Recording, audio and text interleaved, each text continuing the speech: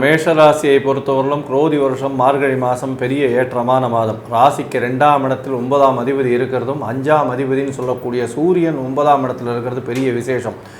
உங்களுக்கு குழந்தை பிராப்தி ஏற்படும். அதை தவிர பார்த்தீங்கன்னா புதிய பாக்கியங்கள் வரும். வெளிநாடு போய் வரக்கூடிய வாய்ப்புகள் உண்டு. தந்தையின் உடல்நிலை சற்று பின்னடைவு இருந்தாலும் பெரிய பேரிழப்பு இருக்கக்கூடிய வாய்ப்புகள் நிச்சயமாக இல்லை.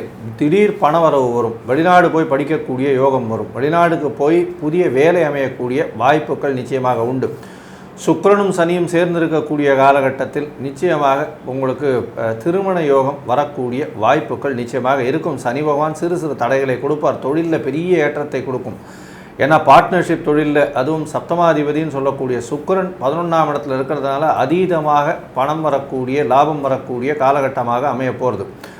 உங்களுடைய தொழிலில் பெரிய ஏற்றம், வியாபாரத்தில் பெரிய மேன்மை அடையக்கூடிய வாய்ப்பு, படிக்கக்கூடிய மாணவர்களுக்கு நல்ல ஒரு ஏற்றம், வெளிநாடு போய் படிக்கக்கூடிய வாய்ப்புகள் கிடைக்கும்.